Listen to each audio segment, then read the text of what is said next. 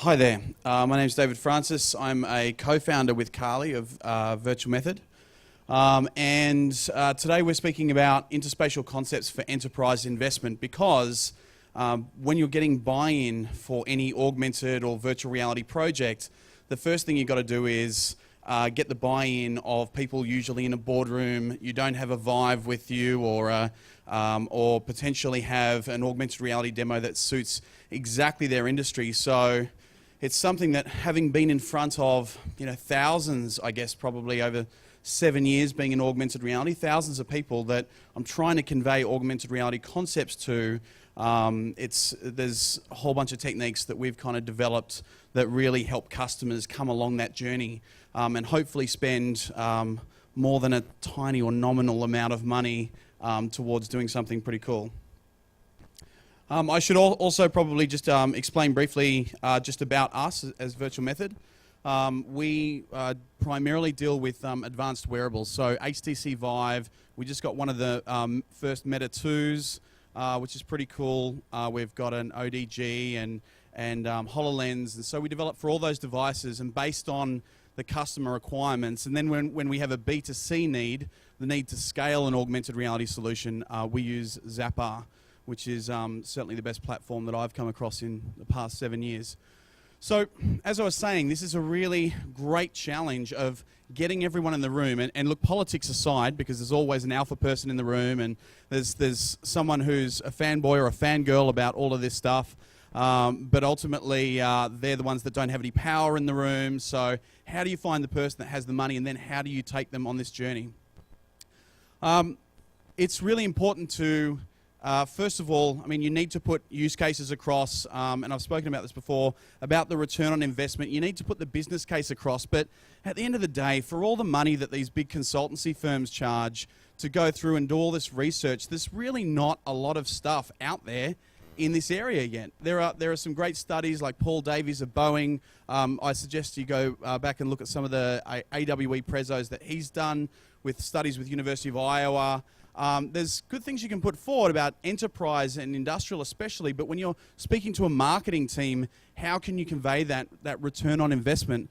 So really it's about setting their expectations, really building their confidence, because they're going to sit there and they're going to be afraid. And I mean, I've literally seen behavior of people in a boardroom where they cross their arms and almost slide under the table just at the thought that they might have to do something just this innovative and this fearful, so really important to show them a demonstrated capability and really set their expectations, give them really strong visual cues of exactly how it's going to go, explain the customer journey. I think it's sometimes in our industry, it's something that we all can, I know with a lot of my colleagues here, we can get so involved in the technology that we forget what happens when an ordinary person walks in to a room. And in relation to that, we were going to do, we've got an expo event coming up, and we were going to do this really cool thing with the Meta 2, and then we went, oh, wait up, the Meta 2 has to adjust, and you have to like put it on people when they come into the stand, and we know, we've done a bunch of exhibitions with Vives, we know we can just whack a Vive on someone's head, whack the controllers in their hand, as long as they've got like, 10 fingers, and they can pull the trigger and go, hey, that's a hand, they're pretty good to go. So we, unfortunately, in this case, opted for the Vive because it's an exhibition environment. But it's really important to talk to your customers, understand what they're trying to achieve, and then choose the right medium.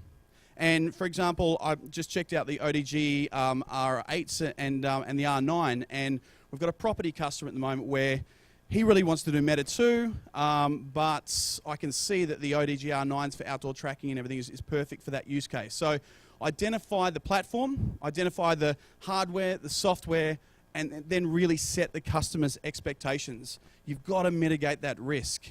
We are in this industry fighting the fear that's out there that this stuff just won't work and people will look stupid. Every big corporation has this fail fast mentality, but it's more like fail fast, push under the carpet and move on. Don't tell anyone you failed. So really, we represent potential failure, but you've really got to manage that trust with the client. Let's see if I can get to the next slide. There we go. So another discussion that's really important to have with a client, especially around 2D, is if you're dealing with a client's brand assets in 2 dimensions and saying to them, look, we need to take your brand and put it into 3 dimensions. So you need to get your brand person in here and we need to have a talk to them about what your logo, whether it's BP or whatever, what does the BP logo look like in 3 dimensions? How deep is it perceptually? As a ratio, how deep is it? Has it got rounded edges? If someone leans forward in a Vive, can they stick their head inside the B? Will you allow that as a point of interspatial branding? And it's something we often say to a lot of the big brands that we work with is, you guys are going to need a section at the back of your brand and style guide because, as Mark Zuckerberg says, 3D is the obvious next thing after video, and it's coming. And you need to build massive repositories of 3D content. I'm sorry about it. I know you've been like gurning on the whole video thing that you have to create videos. Well, now you have to go that step further and create all this 3D. And holy hell, I tell you what, there aren't that many 3D artists out there around the world. Ask anyone at Autodesk how many 3D people can actually work in low poly environments, and then tell me if all those people aren't going to have waterfront properties in a few years' time, according to supply and demand. They absolutely are. So interspatial branding is a really important conversation to have early on with a client. And it can even come down to gestures. It can come down to, like, what does this brand do as their sort of collider points inside a 3D scene? What is going to be idiosyncratic to that brand as they build out all their content for augmented and for virtual reality? So really important to create this sort of really, really strong storyboard. So this is an indication of a campaign we storyboarded as we work so closely with Zappar and represent Zappar in Asia Pacific. And it was so Zappar's now inside the Shazam app, if you didn't know.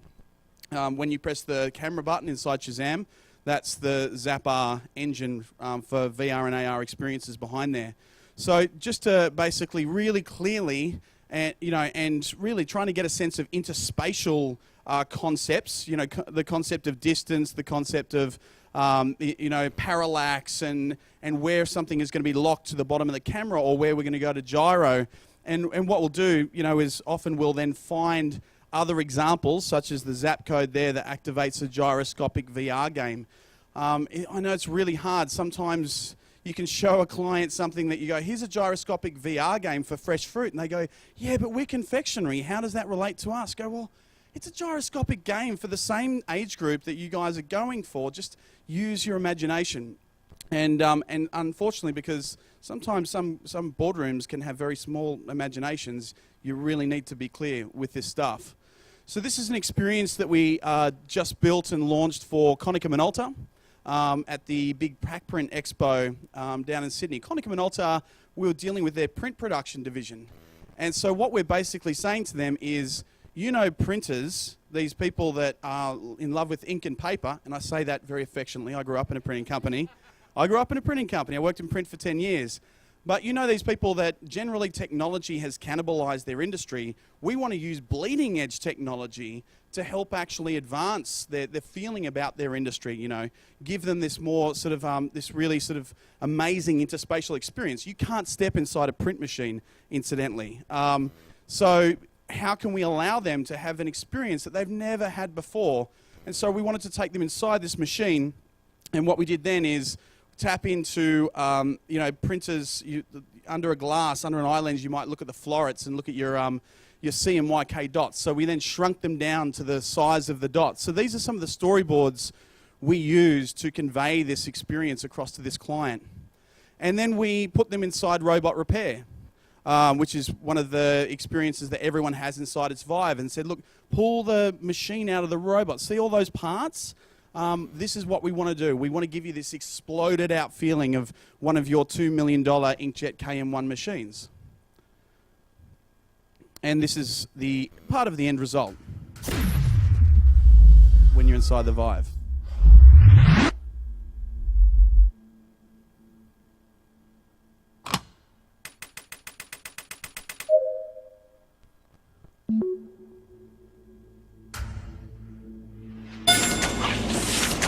Konica Minolta's unique 1800 IS printheads deliver true 1200 by 1200 DPI resolution with a wide color gamut, color stability and quality that matches offset.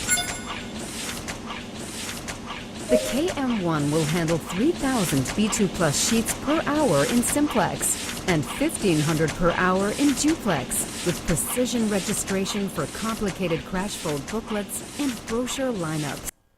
So that kind of gives you an idea of how we could then take printers inside this machine. And so you saw some of those storyboards and that inspiration that we gave them, so that they felt, they knew, they loved robot repair, and they were like, you know, they love machines. You know, printers love machines and spinning parts. So everything was then made super clear to them. And then we worked with them very carefully. We put them inside it. We built that trust.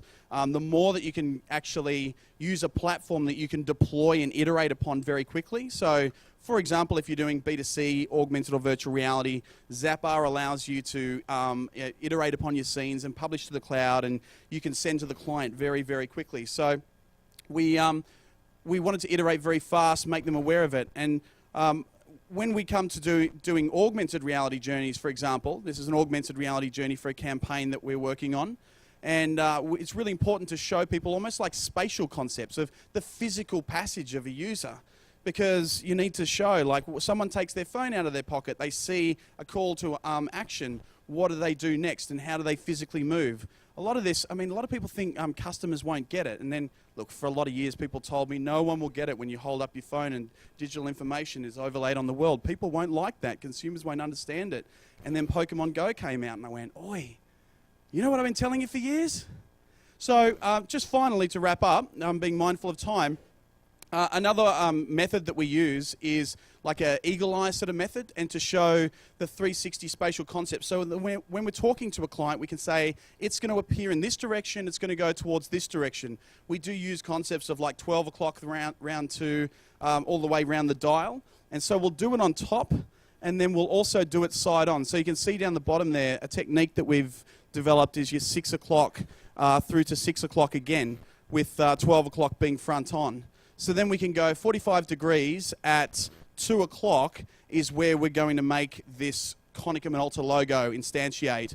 And then it's going to move past the user to be at about 5 o'clock at 45 degrees. So once we develop that sort of concept with the client, then they can start to understand concepts of space.